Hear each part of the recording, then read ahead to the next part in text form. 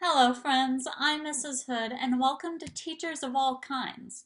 TAC is a podcast where teachers can benefit one another by sharing our unique experiences as individuals, who also happen to be teachers. My guest for this episode of the podcast is Dr. Bisola Neil. Dr. Neil is a mom of two children under 3, a product of and fierce advocate for urban public schools, as well as an expert educational consultant. She holds a PhD in urban education, specializing in policy and mathematics education from the Graduate Center at CUNY.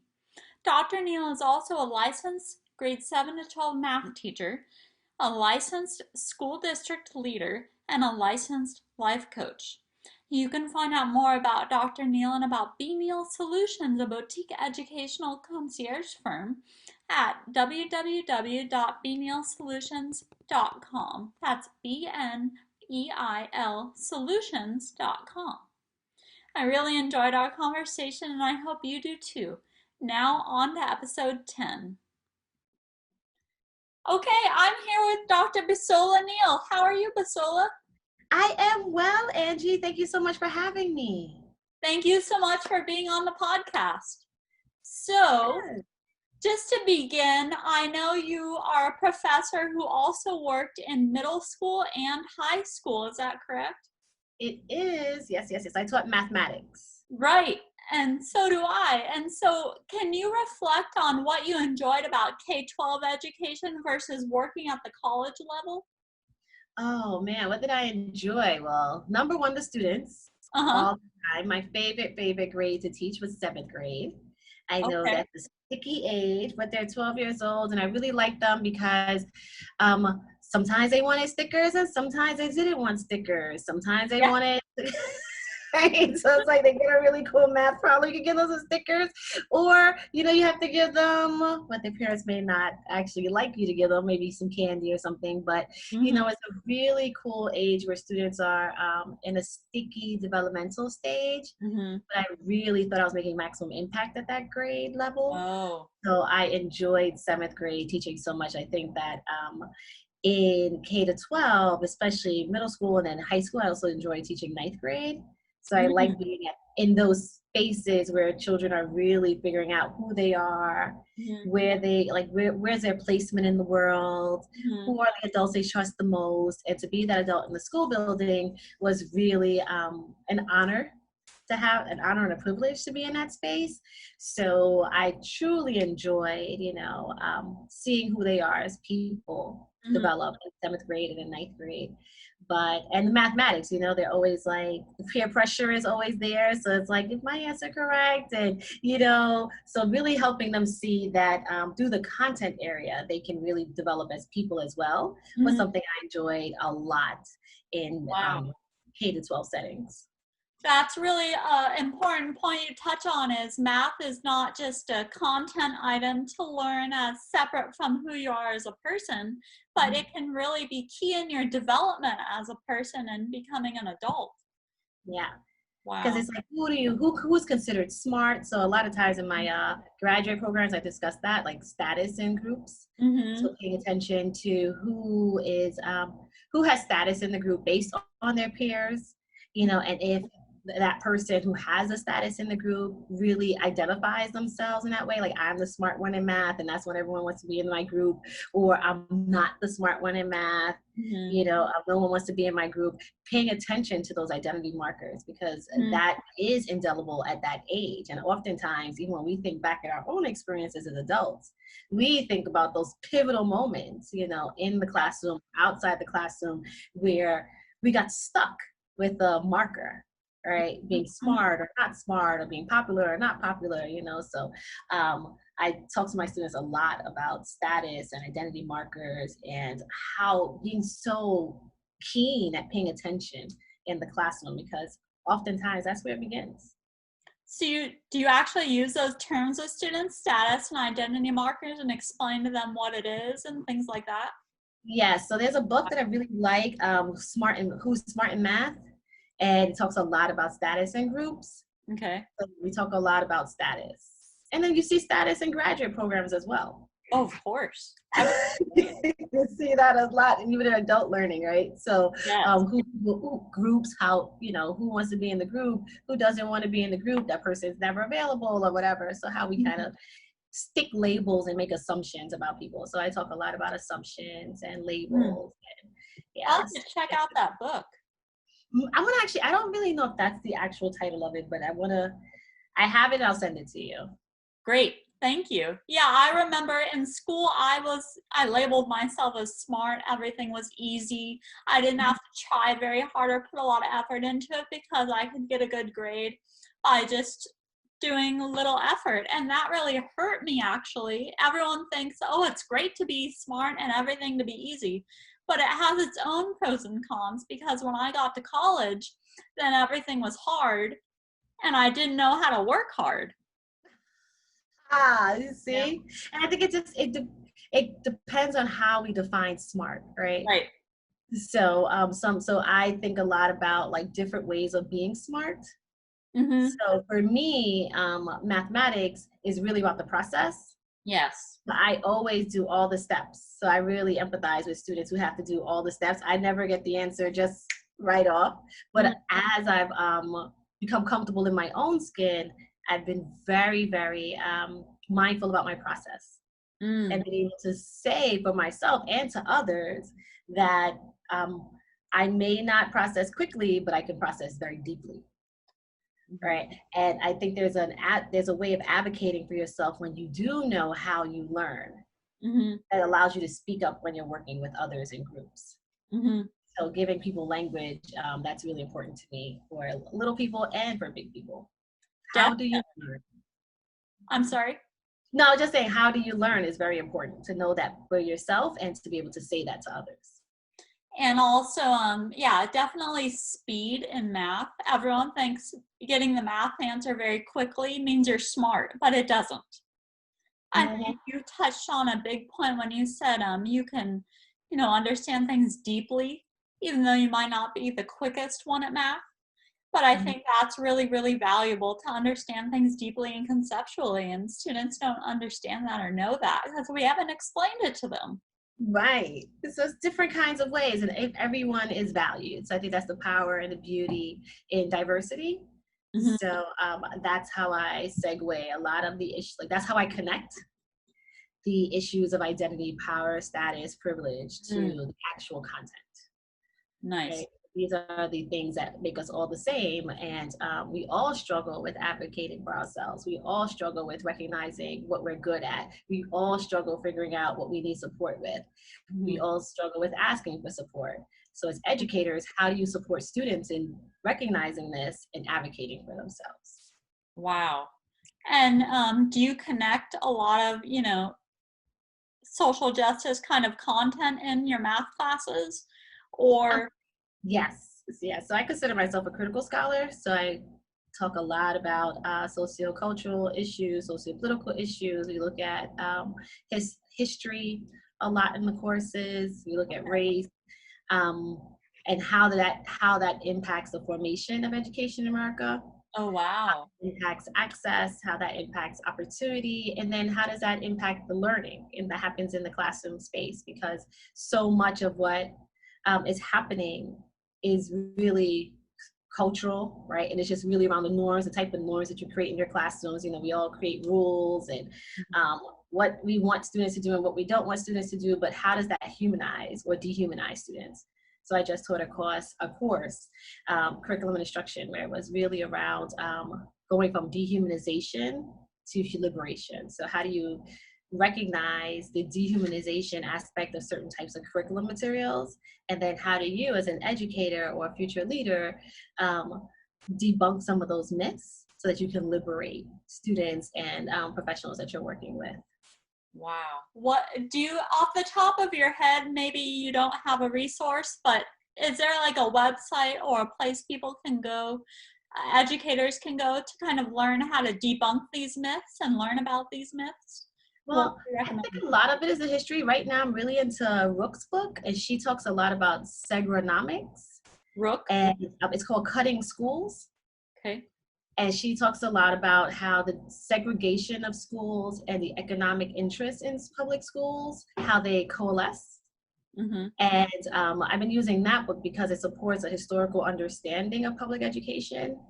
And when you look around and think about like the charter school movement, how does that connect to your current understanding of your current school spaces? So Right. I like how she's framing the work right now.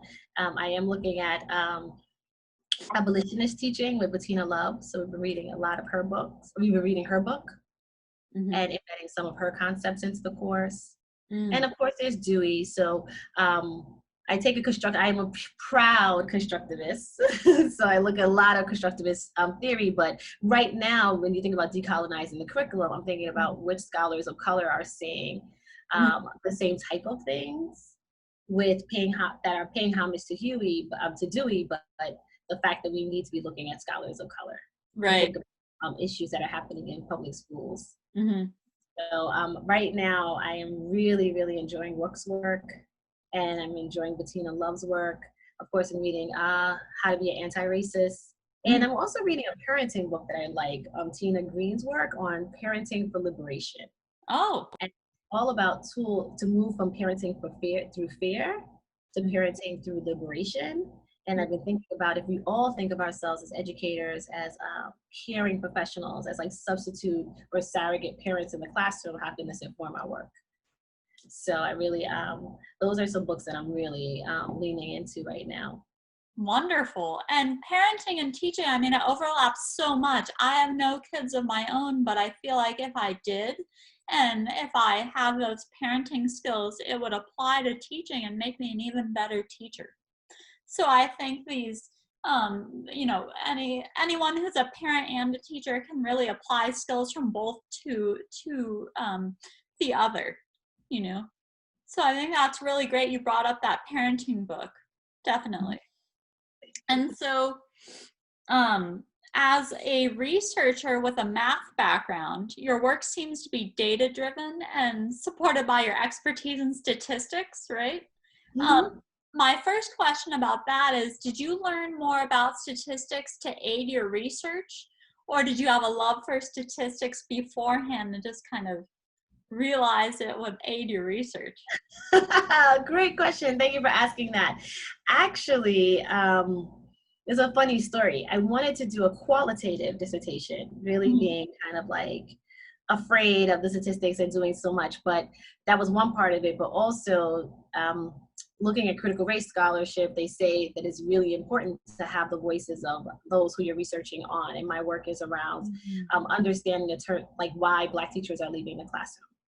But when I started my work, I realized that we did not have a concrete number of the actual number of Black teachers in the classroom, right? So I kept looking for it, and could not find like how many Black teachers are in the classroom. So I had to really start looking to figure out what that number was. And then that evolved this dissertation where it was purely quantitative because it wasn't out there. So I had to find the schools and staffing survey.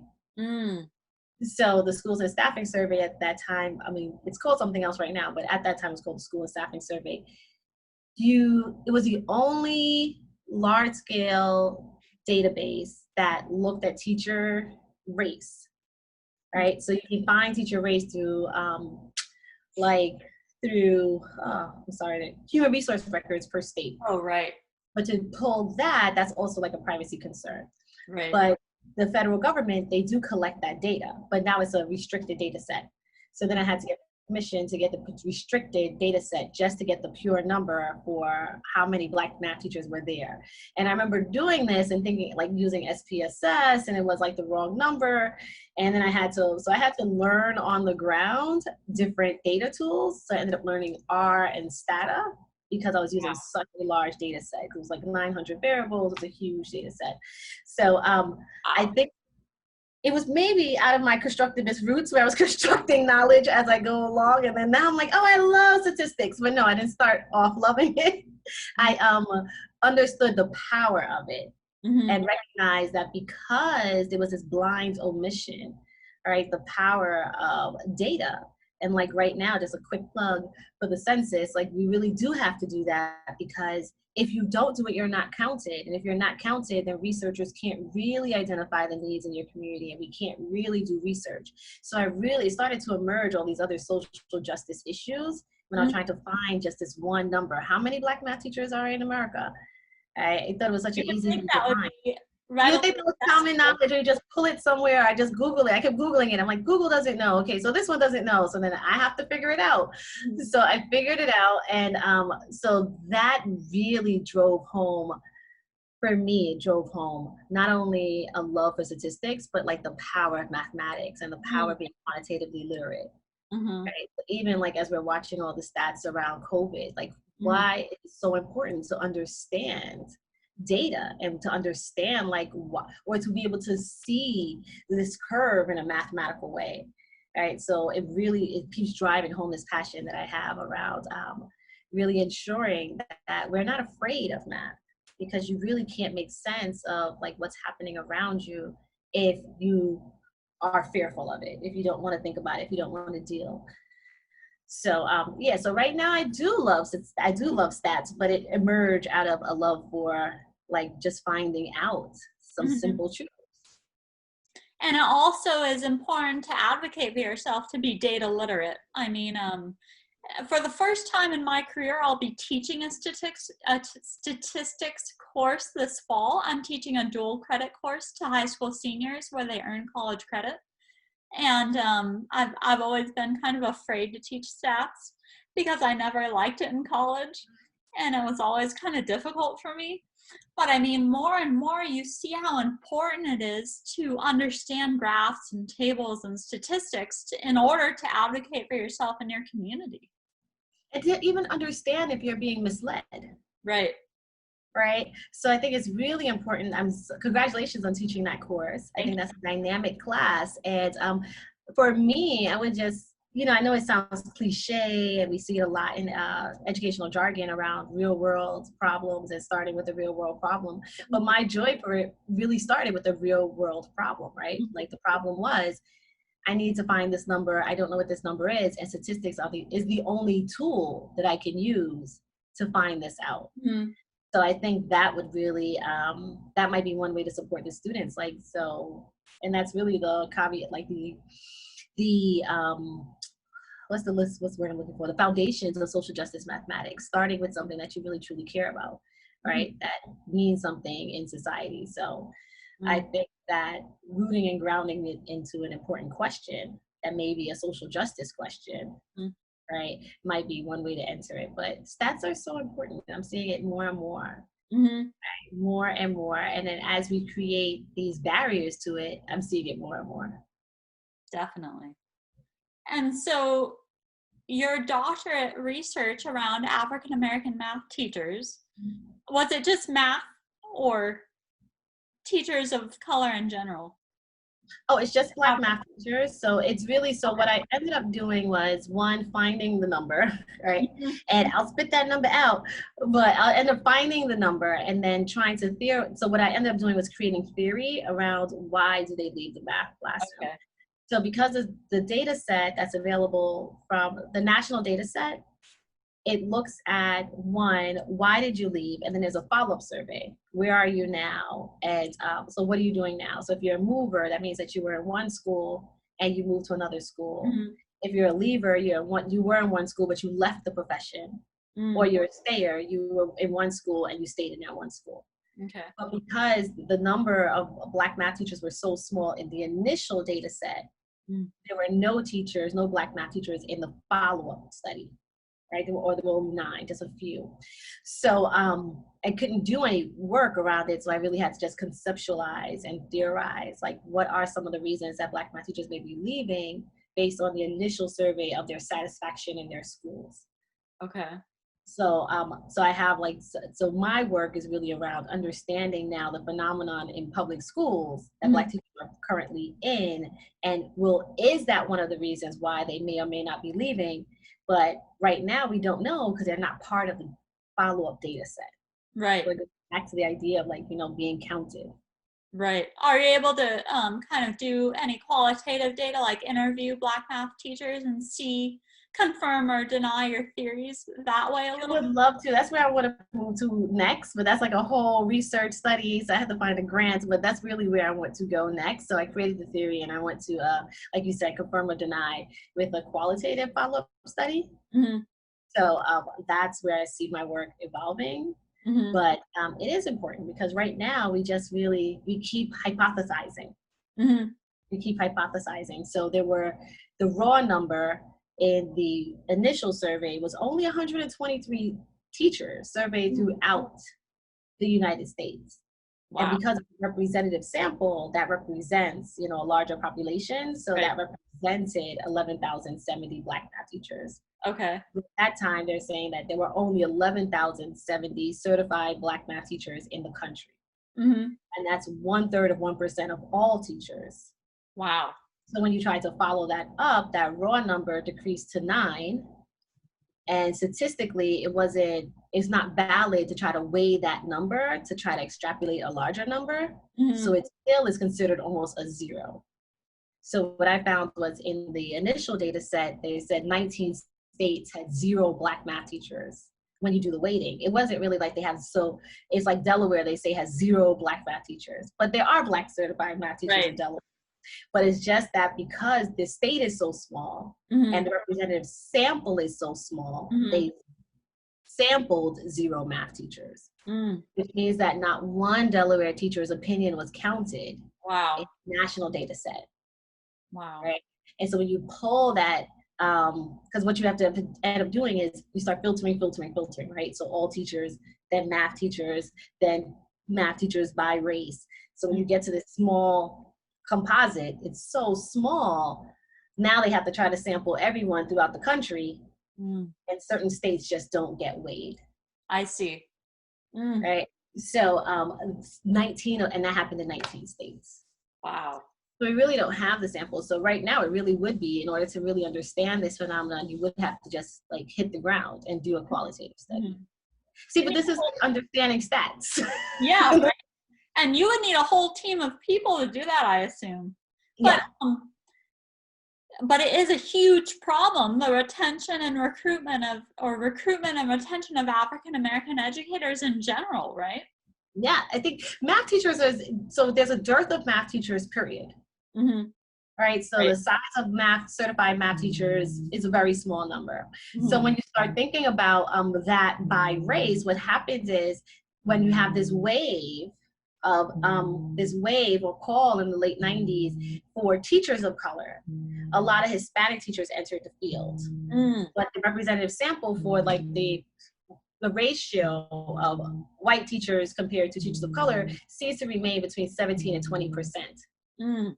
So without increasing that 20%, when you increase another subset of teachers of color, such as Hispanic teachers, such as Asian teachers, Mm-hmm. the number of African American teachers dipped. Right. Right. So what we really need to do is just take a larger slice of the pie for teachers of color. Right. And that way you can increase. The rate of increase is proportional to the student population, and the rate of increase is proportional and a bit more equitable for all. So this is this understanding about the idea between, or the difference between equity and something that's equality. Yes. Right? So the field right now is just inequitable. Mm-hmm. And what we really need to do is increase the size of teachers of color overall. Mm. Because when you start to increase Hispanic teachers, unfortunately, you saw Black teachers dip. Wow. Right? And Black white teachers. Yeah. Mm. So we just need the slice of the pie. The ratio, the 80-20% ratio has remained the same. It's remained static since they started collecting data in the late 60s. So how do you think that is? What do I think that is? I think that is Is this a secret? Is it not published yet? No, I think that it's a lot of policy in place. I think in certain areas around the country, like I think in New York City is a different reason why, like let's say somewhere in Delaware, right? Right. hiring practices sometimes are very, very like hidden by districts. So you have to be recommended by the superintendent. Is it some states? It's very, very closed. The hiring practices are very closed in a lot of states. And Yes. it's really it's not run by municipalities, and it's not run by actual laws. Mm-hmm. So you'll see like DC has a large population of Black teachers, right? Areas like New York, which is still segregated, has their own issues. There's a larger percentage of Black teachers, not representative, but there's a larger percentage. But then states like Delaware, which is one of the 19 states, they have a different way of hiring teachers, and it's a bit more insular. Wow. No, Like a all private school almost, huh? right. So like Wow. who knows who, and things like that. So until you break those barriers, Yes. right? It's Until be federally consistent, really. yeah, until we have more consistent hiring practices, until this is a bit more regulated, Mm-hmm. all right, by policies, then I think you're going to continue to see this. Wow. And that's not even the tip of the iceberg, right? There's Yes, tons of other for the iceberg. issues. No, Yeah. right. I mean, it's probably also, I feel like just from my minimal understanding, I feel like it would be a circular kind of perpetuating itself, the problem, because when you don't have role models for kids of Black educators, then Black kids don't see themselves being teachers. Is that probably one of the influence as well? Yes, so they have this role model theory Okay. that they're discussing, and I think it's also important for white students to see Yeah, Black of teachers course. in positions, right? So there's research that says that a white student can go 12 years without seeing a Black teacher. All right, it's depending on what community you're in. In very rural communities in America, a white student may never encounter a Black professional, Mm-hmm. as much less especially in their school settings. So I think it's important for Black and white students to have that role model and to see Absolutely. people in that in a position of authority, someone who cares for them, Mm-hmm. someone who has content knowledge, right? So there's a lot of reasons. And also what my research highlighted was, what I did end up looking at was just where are they teaching, what classes are they teaching, how much are they being paid? Mm. And very few Black math teachers were teaching upper level statistics, like math classes such as you're teaching. So a lot of them were teaching algebra or basic mathematics, Entry level to, yeah, entry level math, but not trig. Right? right. They're not teaching the stats class that you're talking about, Or right? AP Calc. Or Yeah. AP calculus. They're not teaching those classes. Mm. So I think that's another thing we really have to think about. What happens when you don't have a role model when you're moving up in higher level mathematics, Mm-hmm. right? And what does it say about the teacher's belief about your capability? Right, because that's a department decision. It's so exactly. Yeah. So I think that's what so when it becomes more and more of a decision that's happening by the community, Mm-hmm. Without having this kind of like anti-bias work or involving themselves or in diversity and inclusion and equity work and understanding that deeply, blind spots can exist. Mm-hmm. And the consequences of those blind spots may be that African-American students may not have access to higher level mathematics or see themselves within these professions, or even though those professions exist. Mm-hmm. Right. So yeah, just like you said, it keeps perpetuating itself. Right. It's hard to say, but I mean, when you brought up how white students need to see Black role models and Black educators, I mean, that's probably even more harmful to not for a white student to not see a Black role model, and then later in life, if that white student is a principal of a school or something, they have that implicit bias. Mm-hmm. I was just thinking about that. Yeah, I think so. I feel like, if you never ever encounter, again, a Black professional or someone who's responsible for your learning, your teaching, your development in a respectful state, right? Not like they're the help, right? But like, they're not your nanny, they're not the janitor, they're not the secretary, right? They are your professor, they are your advisor. They're in a space where you value, respect, and honor their opinion. Like I feel like all students need to see that. Definitely. right? And but the what is the experience though? Then the flip side of that is, what's the experience of being like the only one in a school setting? So if I'm the only Black teacher in the independent school that's mainly white, that's such an isolating experience for Oh, me, right? And that could be a burden for me. So, that's so why it's so important and maybe good to have these virtual affinity spaces I'm hearing about. One of my guests, Carla, she's starting a teacher lounge in Arizona, and she's trying to create affinity spaces, across districts. Oh, that's so amazing. I actually, at the graduate level, I started an affinity group for women of color in STEM, because when you think about like the combination of being a leader, being a combination, so the intersectionality of it all, being a leader, being a woman as a leader, and being a woman of color as a leader, like what are all those things that happen? So we have this affinity space within the college to unpack those issues and to understand that and to have a sisterhood around it, so that there's a safe space to unpack those issues, to unpack and understand, make sense of, and respond to some of the microaggressions that you may be hearing in the world, right? And then affirming space too. So an affirming and a safe space, Right. to say it's okay. You may have heard that, and that may have been harmful for you, and you may not have been able to respond in the moment. But that is not an indictment on who you are as a woman of color in the world and what the gifts that you bring to the space. So then how do we fill you back up to go into the world? So these affinity spaces are so important, especially at this time. That's wonderful. And it sounds like that support, is just infinitely beneficial for everyone, people in the affinity space and everyone else. Yeah. Relating to the people in the affinity space. And I think one of the blessings of COVID has been realizing the ease of virtual meetings.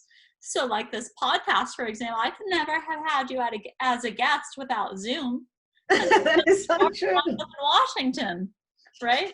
That is so true. So I try to see the silver lining, and I think I think so. I think that it's really, and it's given us a moment to collectively breathe, right? And I think just to be much more grateful about what's happening. And I think I'll just speak for myself. I'm much more just attuned to every moment.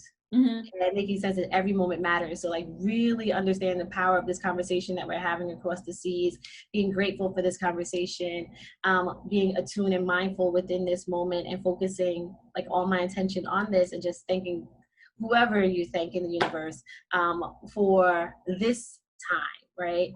And the power of your gifts, and making sure that you use it to the best of your ability while you're here. Right. So I think that I try to see the silver lining as well. And I think that whatever you do in whatever spaces you're in, it's about not being myopic. So it's about filling yourself up, and maybe you need a homogeneous group, just like what you would do with your classroom, right? Sometimes you have to have homogeneous groups, and then you come back as a larger group, and then you have a heterogeneous group, right? So we all learn better, but sometimes we do have to be on same ability groups. Right? And then we can go out into the world and we feel confident enough to share. Right. So oftentimes, like going back to the idea of like parenting informing practice and practice informing parenting, I have 2 small girls, and a lot of my like practice has informed my parenting, and my parenting now is informing my practice, where I'm much more patient and understanding, and I'm like, okay, so I need to be slower at this time. Right? You need your own time right now. Okay, you need to play with your blocks, and I don't need to tell you what to do. That's fine. I'm going to take 2 steps back and breathe, and then come back into this space. So it really is about being mindful in the moment and noticing. So that's where a lot of what I'm doing now is just noticing others, noticing what's happening to yourself, paying attention to what's happening to other people, and responding to that. Before you can respond, you have to know what's happening. And too often we don't really see, and sometimes what we think we see is not what is actually being shown. So I'm working on that myself, and every day the blessing in COVID is helping me see a bit more clearly and see a bit more rightly. Well, it's a lifelong journey, mindfulness, and being able to perceive reality and what's, seeing what the difference is between what I'm perceiving and what other people are perceiving, or what the objective truth is, which I'm not sure if there's really an objective truth that exists, when people are involved. It's always kind of what I'm perceiving, what other people are perceiving. But mindfulness is such a lifelong journey, and I'm starting to kind of get back on that as well. I've always been into kind of yoga and things like that as well, which is a little more new agey, but I do see the power of being in the moment, and I really am trying to do that as well, definitely. So I'm reading this book now, which is really good. It's written by a Buddhist monk. oh, I love it. Yeah, Welcoming the Unwelcomed. Mm. And I'm reading that because, our whole life has shifted, there's, and it's like, okay, so how do we actually find, like you said, the bright spots in this? How do you welcome the unwelcomed and be graceful within that and be poised in it and learn the lessons and be better at it? So it's a lifelong journey, but it is something that I am definitely, it's something I'm paying attention to, because I think it's very important when you're dealing with people and when you're responsible for educating others, right? Because you never know what impacts someone else, especially children, right? You don't know what to say. You don't know what's going to be said. Like, you don't know what people are perceiving by your looks, so you never really know. So it's about being pure with your intention, hoping that others feel comfortable enough with you and safe enough with you to give you that feedback. Absolutely. I love Buddhism. But I think just like anti-racist work, it's something that will always continually need our effort and need our attention and need us to work at it. So I forget what else I was going to say, but I did want to ask you, your kids, are they school aged? No, I have no, I wish. Yeah. I have a 1-year-old and a 34-month-old. So she'll be 3 in October. Oh, wow. Yeah. Cool. So, and the 1-year-old just turned 1 at the end of July. Aww. Yes, I have 2 tiny little ones who need a lot of mom. Hopefully by the time they go to school, it'll be all in person. Yeah, I'm hoping so. And but you know what? Like, again, going back to the blessings in this. So my first daughter, she was in daycare and things like that when I was at work, and I missed her first step. At least with the little one, I saw her first step.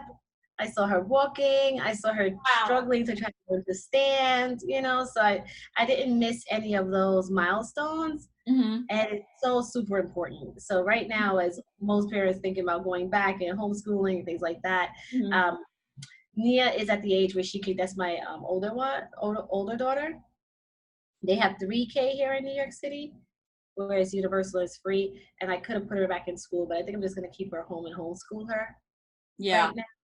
And really just take responsibility for, right now she knows she can identify some letters and shapes and on math. She counts as well.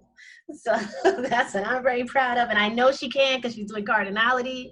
So it's really great to kind of, be the primary educator and to see how much they learn.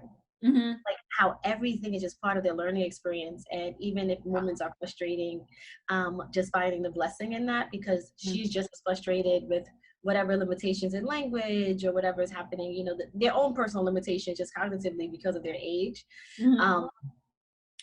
I'm seeing that, and it's making me better at understanding when people are stuck and what to do. And I thought I knew that really well being a math teacher, but I'm learning so much more. And it's like, just, if I would be a dynamic in-person 7th grade math teacher again now.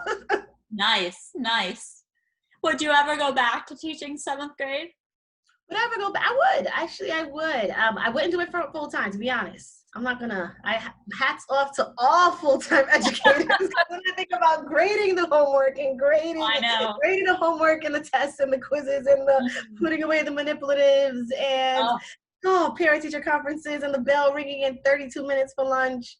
I think I'm gonna keep my professor's life. So So you are a professor in the leadership program, right, at the Bank Street College of Education for Yes. teachers moving into administration? Yes. Mm-hmm. What do you think, just to shift gears here, what do you think is the number one issue that new administrators need to be working on with teachers? Ooh, good question. What's the number one issue? Or the top two if you need to. Oh, the top two. Well, I would say building community and building trust. I Okay. think that's always hard, right? And I think that, again, going back to this understanding of, are you really noticing what's happening in your school site, Mm-hmm. right? Being an administrator who really has their ear to the ground, who's paying attention to the conversations that's happening in the teacher's lounge, right? Are you paying attention to the teacher who seems to be unhappy? Are you paying attention to, like, you know, the dysfunctions of a team? Are you building a team? Do you have a coach's perspective to your work? So I would say team building, community building / trust is the number one issue that I think that I'll be working towards, especially during this pandemic and going back and like the possibility of a strike. I think there's some leaders who are really doing There's this a well. possibility of a strike? There's a possibility of a strike here in New York. The teachers Oh, might yeah. strike.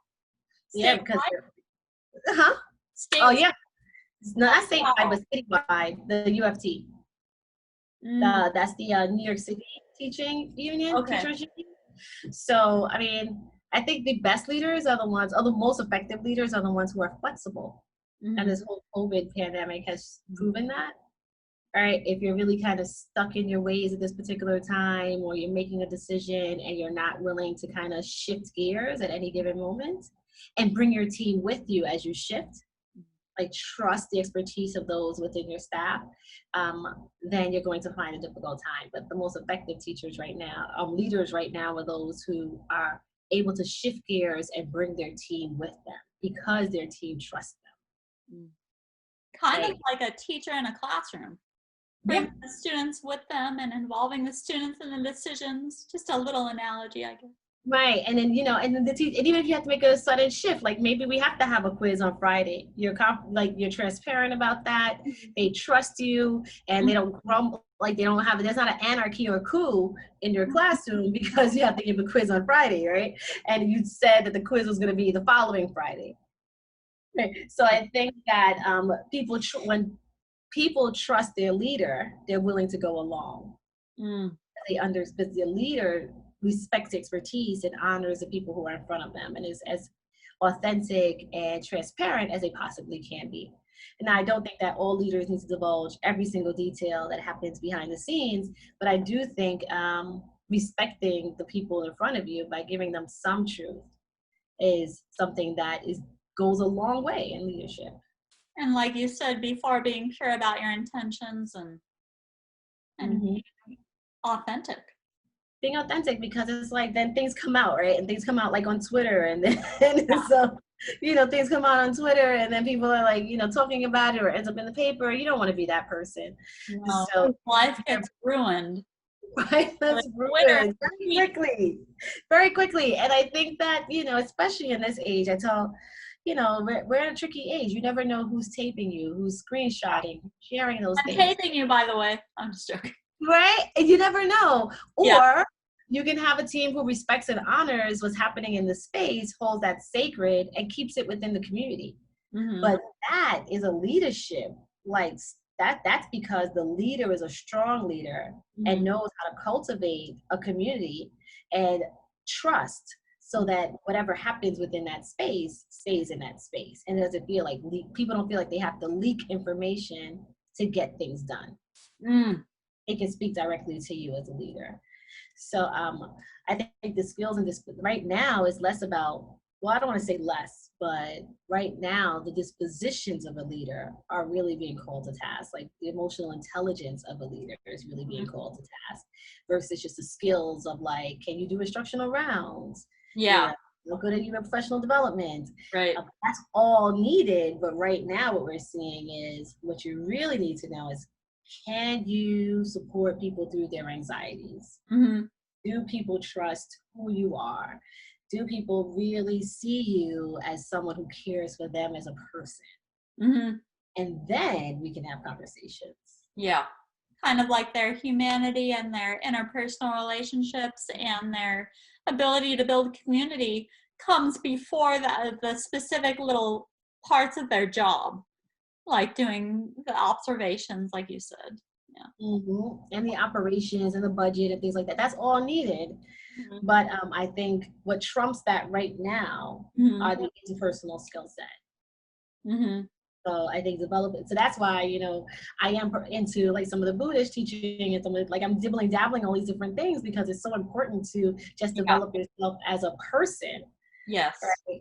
And then when you have developed yourself as a person, people will follow you. Mm-hmm. Right? Because they trust you because you can trust yourself. Right. Right? Who you are is what, who I am grounded and rooted in an understanding of my own personal values. Mm-hmm. And those who have the same values will be drawn to me. Mm-hmm. And those who do not, possibly will be repelled. Mm-hmm. So I think it's really important for leaders to know that. Like, what's your personal mission? What's your personal vision? And what are your core values? What are your core values? What are my core values? I do Elena's activities a lot. So Oh, yeah. my core values are authenticity, transparency. I value equity. Mm-hmm. I value social justice, Mm-hmm. and I value just humanity, overall humanity. Yes. And how would you define equity in the space of education? How do I define equity? So I think equity is everyone receiving what they need to get in order to exceed their own personal expectations, I would say. Mm. So right now, if I'm in a school that is devoid of resources, Mm-hmm. right, I may need much more resources than another school will get, right? But it's not really just because we all should like have the same. It's Right. whatever I need to get in order to liberate myself. Right. Liberation is being able to have voice and choice in society. Mm. Right? So whatever it is that I feel like I want to do in this world, I should not be impeded by that. So my definition of equity is whatever resources I need to have in order for me to meet my own personal liberation, those resources should be made available to me. Mm-hmm. Mm-hmm. Wow. Do you feel like in the work of anti-racism, I kind of started my journey with anti-racism pretty recently. During the closure, I did the book study on Robin DiAngelo's book, White Fragility. I feel like book studies fall short, but it was somewhere to start, Right. I don't know what my next steps are. Part of the reason I started this podcast was to elevate people of color and their voices in education and to get other perspectives and to hear other perspectives. But how do we get students involved? I've been thinking about this a lot and thinking about maybe I can do some social justice math, but I don't know how to do that. Gotcha. Like, what are the actual skills, right? Like, what do you actually do? I think that starting with what matters to them. Mm-hmm. I would say that you can't really push people Yeah.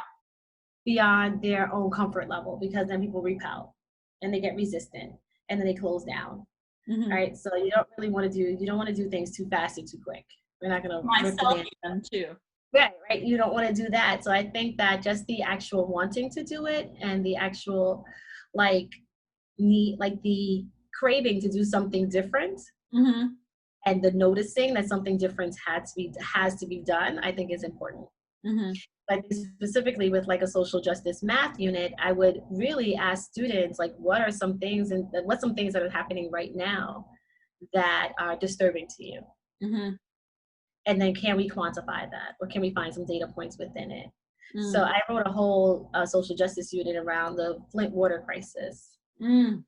And then really going into, so let's now go into like the healthcare system and what the impact is and what does it really mean with lead poisoning. And so what this vial of blood has this point, like blah, blah, blah, blah, amount of blood, and this vial has this particular amount of blood, like what's happening and why is it that these vials are found in this particular community, and then showing them. So I think you can constantly tie the mathematics in it without overburdening, because what you don't want to do, because I know a little bit about white fragility's work, you don't want to get into a space of white guilt, right? So I think if you're rooted and grounded within the content area of like we're curious about a human phenomenon, and then we start to see that this phenomenon is happening, is concentrated in certain areas. Now that we see this, okay, well, what can we actually do about it? But I think starting with a curiosity, because we're all curious about something, continuously unpacking that curiosity, right? And unpacking that curiosity with a math question, then starting to see patterns and trends, which is really what stats is about, right? Or a lot of all mathematics, algebra, everything is all about patterns, recognizing patterns, right? So always asking to find the pattern, right? Then starting to see, okay, well, if this is concentrated in an area, like maybe this is about something, and maybe this is, then you can tie in concepts like around structural racism and institutional racism, and, you know, so this idea of privilege, what does it really mean that you never had to think about your water? What does it mean that communities have to think about their water, right? And then tying in that idea of privilege, right? The idea that you never have to think about it is privilege. The idea that you always have to think about it is disenfranchisement, right? So that's where those big concepts can kind of come, they can grow out in a very organic way. So I think of the way in which I think of anti-racist work and the way in which I practice it is really tied into my constructivist roots. Like we want understanding to emerge, right, out of your own curiosity. What's something you did when you were teaching 7th grade that was related to social justice? What was one unit you did?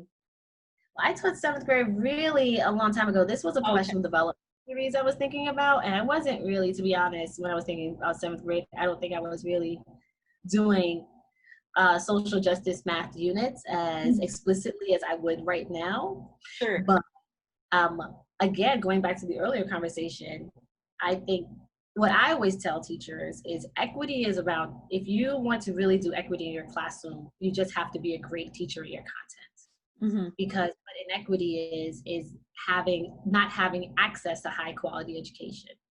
So if you really truly want to be an anti-racist educator, in my opinion, in mathematics, then you become the best mathematics teacher, which means you're using manipulators in your classroom, you're asking great questions, you understand about the math practices, you're using you're orchestrating conversations in ways that students are thinking deeply about important mathematics. All students. All students. You're not doing worksheets, right? You're not doing all the problem sets in the classroom, like you're not giving busy work. That is inequitable mathematics. So even if you're not going to do like an explicit social justice Flint water unit, a water crisis unit, that's okay, as long as you're giving all students access to high quality mathematics.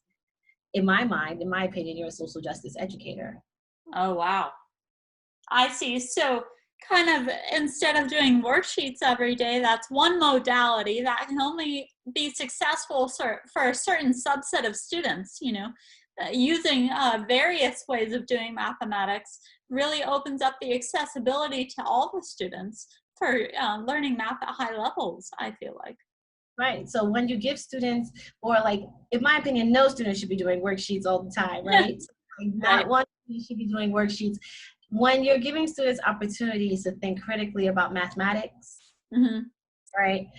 When they're really problematizing their world around them, when they're engaging in social conversations and using mathematics in a social context, then you're supporting their critical thinking. Like what we were saying before about you have to be quantitatively literate, right? So meeting that goal of supporting students becoming quantitatively literate, you're decreasing the likelihood of them really being fearful of mathematics moving forward in their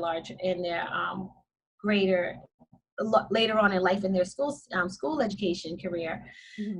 All of those make you a social justice educator. All right, so you can explicitly teach those units, which will support that later goal. But Right. whatever supports the goal of every single student, every single day, every single student has access to high quality mathematics. Mm-hmm. In my mind and in my opinion, that makes you a social justice educator in mathematics. But when you reduce the rigor of the mathematics, when you're doing the cognitive work, Mm-hmm. you're pulling away that access, you're pulling away those opportunities, and you're the opposite of that. Or when you reserve those more fun, higher level questions for the talented and gifted students. Right. Or if students are tracked and there's honors classes. At my current school, I'm so grateful they have no delineation between honors algebra and non-honors algebra. Everybody just takes algebra. Good. Yeah. Yeah, And I because think that's, mm-hmm. I was actually doing some work before I got to Bank Street around algebra, and algebra really is a gatekeeper Mm-hmm. for a lot of students. And algebra is that gatekeeper to higher level mathematics. If Absolutely. really truly don't master algebra, honestly, the research says by 8th grade, then the likelihood of them moving forward in higher level mathematics, taking pre-cal, taking calculus in high school, severely decreases. Mm. The goal is for them to take the highest level of mathematics, right? Students should really be on track for mastering algebra by the end of 8th grade, Mm. if not 9th, right? So 9th grade is where we mostly give algebra in most school districts. Right. Like, you need to be mastering that. In New York City, students are still struggling to master algebra into the 11th, 12th grade year. Mm-hmm. And I think that's criminal. Mm-hmm. Mm-hmm. Right? So, and the question then becomes, do we look at it as at-risk students, or do we look at this as at-risk schools, right? So like, what are the issues that are preventing, what are the barriers? What truly are the barriers that are preventing students from engaging with and succeeding in algebra at high levels? Mm-hmm. So algebra is my heart. When we first use letters in math, right? That's what they first see letters in math in kindergarten. Like I have some videos that I show my students with like students in kindergarten seeing algebra, because the letter really is just a placeholder. So if you have box plus 3 equals 8, that box later in 9th grade is n. Mm-hmm. Kindergarten students can master what this box is, Mm-hmm. and understand, make sense of it, and play and move manipulatives and figure this out. Mm-hmm. So, algebraic thinking starts all the way in kindergarten. Wow. It's not for high school. And if we think about it like that. Yeah, so if you think about it in that way, we should be giving all students access to these type of experiences in mathematics throughout their career. And if we did that, we really wouldn't see this blockage. Right. High school. It's like a wall they have to scale. Yeah. Yeah. All of a sudden there's letters. It's like, yeah, but that letter was a box before. And so like when I teach algebra, I taught developmental math in college, and it's all algebra, right? 8th grade algebra. Mm-hmm. I put boxes all the time. Right. Yeah. When I teach systems of equations in algebra, or in algebra 3-4 even, I used to, teaching substitution, I would do like, make it a blank, put a Post-it over it, and say, this is just a blank. It's not I have a really cool activity where it's like a star, for systems of equations, it's triangle plus star plus square. And you like, when you see it that way, it's so easy because it's like a puzzle. Mm-hmm. And then in my professional development, I'm like, okay, well, that triangle was Y, the star was X, and now we put 3X plus Y, and now it becomes like this super, like, I can't do it. But you were just playing with it when there was a triangle plus 3 stars plus 2 circles. Right. Put that underneath each other. So it's like when we get this barrier because we're fearful of the mathematics. So that's why decreasing the fear is so important to me.